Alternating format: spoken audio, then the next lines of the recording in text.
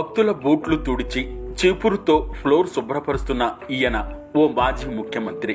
ఓ గురుద్వారాలో ఇలా భక్తుల బూట్లు తుడిచి ఆ ప్రార్థనా మందిరాన్ని చీపురుతో శుభ్రపరిచారు. పంజాబ్ కాంగ్రెస్ వ్యవహారాల ఇన్ఛార్జ్, ఉత్తరాఖండ్ మాజీ సీఎం హరీష్ రావత్ చెప్పిన మాట నిలబెట్టుకున్నారు. హరీష్ రావత్ కొద్ది రోజుల కిందట సిక్కుల పవిత్రమైన ఓ పదాన్ని ఉపయోగించడంపై తీవ్రమైన విమర్శలు వ్యక్తమయ్యాయి. ఈ నేపథ్యంలో తాను చేసిన ఈ పాపానికి ప్రాయశ్చిత్తం చేసుకుంటానంటూ ప్రకటించారు.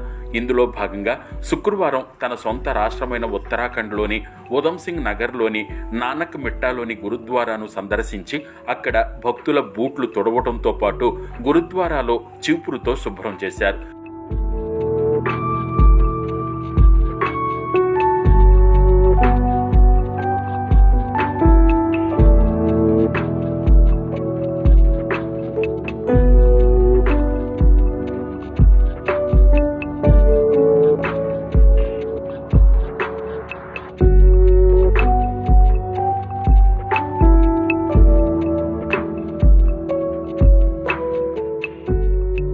ఆ దృశ్యాలను ట్విట్టర్లో పోస్టు చేస్తూ సిక్కులను మరోసారి క్షమాపణలు కోరారు.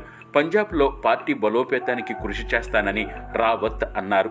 గత వారం పంజాబ్లో పర్యటించిన హరీష్ రావత్ అక్కడ నవజ్యోత్ సింగ్ సిద్ధు నేతృత్వంలోని పార్టీ నాయకత్వాన్ని ప్రశంసిస్తూ చేసిన వ్యాఖ్యలు తీవ్ర వివాదానికి దారితీశాయి.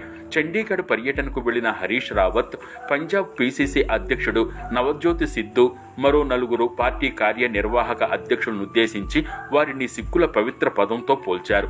అవి సిక్కుల మనోభావాలను దెబ్బతీసేలా ఉన్నాయంటూ విమర్శలు వెల్లువెత్తాయి. దీంతో క్షమాపణలు చెప్పిన రావత్ తాను చేసిన పాపానికి ప్రాయశ్చిత్తంగా గురుద్వారాలో కరసేవ చేస్తానని ఫేస్బుక్లో ప్రకటించారు. కొన్నిసార్లు మర్యాద, గౌరవాన్ని వ్యక్తపరిచే క్రమంలో కొన్ని పదాలను ఉపయోగించాల్సి వస్తుంది. నేను అలాగే ఆ పవిత్ర పదాన్ని వాడి తప్పు చేశాను. వారి మనోభావాలను బాధపెట్టినందుకు క్షమాపణలు చెప్తున్నా.